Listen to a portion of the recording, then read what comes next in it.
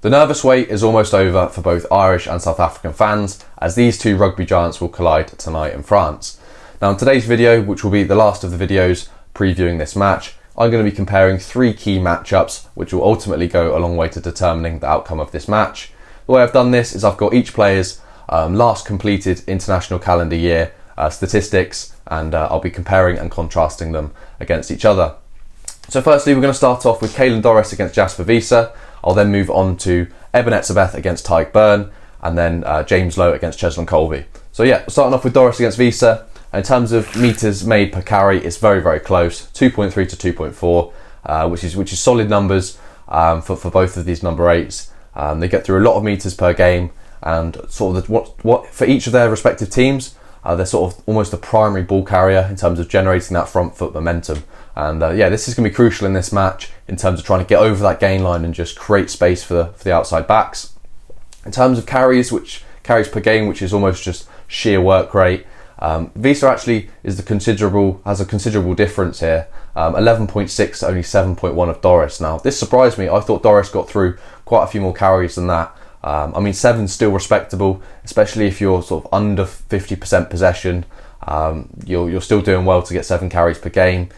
Maybe a reason for this is the fact that the Irish might share it around their back row more, with Van der Flier making a few more carries. But yeah, Jasper Wiese gets a shed load of work on attack in terms of just sheer carries. Into defenders beaten, 0.1 to Caelan Doris against almost 1 per game of Jasper Wiese. Now this also surprised me. I thought Doris, I didn't think he was a stranger to breaking a few tackles, but the stats don't lie, I guess. And Jasper Wiese nearly won a game, so that shows on attack you'd probably favour Jasper Wiese. And then we're going to move on to the last 3 statistics, which are almost dominated by Caelan Doris. So you might actually have the outcome here that Wiese is sort of the better attacker, the more tenacious runner, and then Caelan Doris is defensively more sound and better at the breakdown.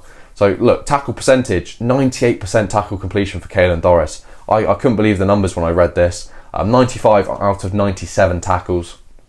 That is just unbelievable. 98%. I mean, if any defence is tackling at that rate, they'll definitely go on to win the match. Yeah, phenomenal statistic there from Caelan Doris. Now, I was quite disappointed when I saw Jasper Wiese's score, 80%. I mean, that's not great at the international level. Look, sometimes you can read too much into these statistics, especially defensively.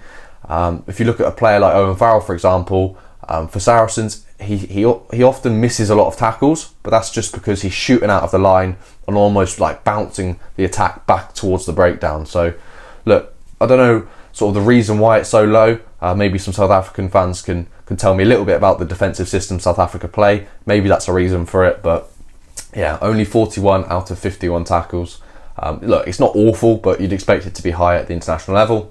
Now, in terms of tackles per game, now Wiese was carried considerably more, and now we see Doris tackle considerably more, almost 12 tackles per game to only 6 of Jasper Wiese. Now that is a considerable difference, pretty much double the amount of tackles. Now maybe that goes a little bit of a way to sort of demonstrating how Ireland play. Maybe they like to absorb pressure and then strike as opposed to building up momentum. Look, I don't believe that's really the case. I think Ireland do a lot of attacking, so I'm not too sure why these statistics are quite like this, but there you go. Now turnovers, this is a huge statistic. 1.25 for Caelan Doris, securing more than 1 turnover per game to only less than a third of the turnovers per game. So look, that's a huge statistics in the context of the role of a back rower. Maybe from a South African point of view, you sort of offload some of the turnover and breakdown work to the likes of Khaleesi and Pieter-Steph du Toit, and then they reserve Wiese for more attacking rugby. Who knows? But yeah, that's an interesting statistic. And look, that is huge for Ireland. To have a number 8 that can secure you at least the turnover a match is really important. So yeah, those are some quality statistics for both Doris and Wiese, and it almost shows you how one's more of an attacking style number 8 and one's more of a defensive. I wouldn't call Doris a defensive number 8, but that's what the statistics lean to. But yeah, let me know your thoughts on this matchup, and I'm just going to wipe the whiteboard off and write up the statistics for Eben Etzebeth and Tadhg Beirne. As you can see, these are the statistics for both Tadhg Beirne and Eben Etzebeth. Two absolutely huge players for both of their teams respectively. The line-out's going to be a huge contest. I don't actually have any line-out statistics for you, unfortunately, but yeah, the line-out's going to be a huge contest. Look, the likes of Peter O'Mahony will also be going up, and Mostert for South Africa, but I'd say these two will have to take a lot of responsibility for that. Now, just diving into some of the statistics, in terms of meters made per carry, Tadhg Beirne edges that 2.4 to 1.6. Look, that's quite a considerable difference actually. I mean, Beirne, he often finds himself sometimes on the sort of wider channels, which potentially offers him more of a chance to make meters. Eben Etzebeth, I'd say, usually finds himself nearer to breakdowns, having to make more abrasive carries, whereas Beirne's usually a little bit wider out. So maybe that's a reason why the numbers are slightly different. And Beirne's got incredible pace for a second row. I know he can play obviously blindside flanker, but for second row he's got some real good wheels on him. They're moving into carries per game, 7.3 to 4.1 now. Look, this surprised me. I thought Eben Etzebeth got through a heap of sort of carries in a game, but clearly that's not the case. 7.3 is quite a lot of carries for a second row. 4.1 probably a little bit less than average. But maybe it shows South Africa are more comfortable sometimes playing without the ball and making more tackles as opposed to sort of carrying it up the middle. But let me know what you think of that. And then defenders beaten, obviously their second rows. Their primary role is not to beat defenders. But look, Beirne is averaging one every other game, which I'll say that's relatively impressive, you know. And then Eben Etzebeth 0.1. I mean, look, there's nothing to worry about. South African fans can just shake that off because beating defenders is not a second row's sort of primary objective, to say the least. In terms of tackle percentages, look, Beirne completes 94% of the tackles he attempts, which is once again a staggering statistic. We had Caelan Doris at 98%, Beirne on 94%, some real top-notch statistics there for the Irish side. 72 tackles out of 77. Now that is compared to the 60 out of 67 tackles for Eben Etzebeth. Eben Etzebeth is running at 90%, which is, look, I'd say that's solid. I'd say any team tackling sort of in the 90%, they give them a good shot at winning the game. So look, some really good statistics there for both of the two locks. And moving on to tackles per game, Beirne at 9 tackles a game, and then Eben Etzebeth at 6.7. Look, that's a reasonable amount of tackles for both of them. Once again, Beirne just edging it slightly. Look, I'm a little bit surprised. I thought Eben Etzebeth did get through a little bit more work than this, but who knows? And then in terms of turnovers, once again, the Irish are winning this one, 1.25 per game for Beirne, and then just under 1 for Eben Etzebeth. Now look, for a second row, 0.7 is, I'd say, very good. You don't tend to see second rows often sort of looking on that ball at the breakdown and getting a turnover, but look, what's that? One every sort of 2 every 3 games pretty much. And then for Beirne, look, more than 1 a game. So look, impressive statistics there on both sides. As I say, there's a couple statistics that really we could have done with including, but I didn't have the data for. So stuff like sort of steals at lineouts, rolling maul meters, something like that would also be very interesting to look into. But yeah, Beirne takes this one, I believe, over Eben Etzebeth in almost every area. So yeah, look, it's not to say Beirne's a much better player or anything like that. It's just what the statistics for the 2022 season suggests. Right, let's move on to James Lowe against Cheslin Kolbe. The final stat comparison is between James Lowe and Cheslin Kolbe, 2 players that are going to be instrumental for their teams on the weekend. Both teams do just more than the general winger. They don't just stay on their wings, they both come off their wings, and they really add a point of difference for their teams respectively. James Lowe, probably with his left boot for Ireland, he's averaging like 6 kicks per game, I believe. So look, that's really important to get Ireland playing in the right areas. And then Cheslin Kolbe, a good defender as well as a brilliant attacker, unreal footwork. Look, if you had him and James Lowe in a 1v1, I think James Lowe would be very cautious of the fast feet of Kolbe.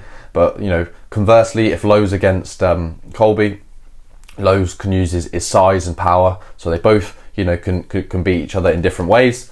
Now, in terms of the statistics, meters made per carry, 3 meters for James Lowe, which is solid, and then 3.8, nearly 4 for Kolbe. Look, both players will make a lot of meters. They're wingers at the end of the day. That's their job. Look, as we can see from the next carry, James Lowe gets through quite a bit more work in terms of sort of sheer number of involvements, with 10 carries per game to Cheslin Kolbe's 2.75. Look, it shows that when Cheslin Kolbe does get the ball, which isn't potentially as frequently as most South African fans would like, he does do some brilliant work with it. To only get the ball less than 3 times per game, but make nearly 4 meters every time, shows that you've got something special about you. And Ireland use James Lowe in quite a few different ways. Sometimes they can use him as a real hard runner just to kickstart a sort of attacking phase. That shows why he's got considerably more sort of attacking involvements than Cheslin Kolbe. Defenders beaten, Kolbe edges this one as well, 0.8 to 1. Look, there's not a lot in that. That's like 4 out of 5 games James Lowe beats a defender, and Kolbe does it every game. Like, it's pretty much the same. Kolbe once again has just got unreal feet, and look, I bet my last dollar that Cheslin Kolbe is beating those defenders with sheer footwork and pace. Now, moving on to tackle percentages. This isn't that important for a winger, in all honesty. I just thought it was interesting to look at. Both defenders, defending around 80% tackle completion. Now, look, when you're in the wide channels, you have things and players coming at you quick and fast, especially with some real whippets at the international level. Look, you're gonna miss tackles. A lot of these tackles, you'd probably expect the each player respectively to be in an awful position, like covering, sort of running 40 meters to get to the wing, and then a player is coming at them at full speed, so they really can't make the tackle because they're not in a good position, but it goes down as a missed tackle. So look, I take these tackle percentage statistics with a pinch of salt. In terms of just sheer number of tackles, they're both on the same number, 3.5 tackles per game each. I can't believe Cheslin Kolbe tackles more than he runs. Wild statistic, but there you go. And in terms of assists, Cheslin Kolbe didn't get any assists in this calendar year, but James Lowe was averaging 1.5 per game. Per game. That's like 5 times the number of tries he scored per game. Like, what? I can't believe that. But yeah, James Lowe with 1.5 assists per match. That is just unreal. Maybe there was a game that I can't recall where he just got a silly number of assists, but fair play to him. Obviously shows that he's got more to his game than just sort of finishing ability. And moving on to tries scored. James Lowe edges this one over Cheslin Kolbe with a try every 3 games compared to Kolbe's try every 4 games. Look, strong statistics on both sides. I probably expect the tries scored to be a little bit higher, but as I say, teams can use wingers in different ways and not always for try scoring abilities. So yeah, these are the statistics, and that concludes the video. I've compared 3 of the key matchups, and I hope all of these players remain fit throughout the game so we can really see who prevails as the better player. And let me know what your thoughts are in the comment section down below, and thank you very much for watching.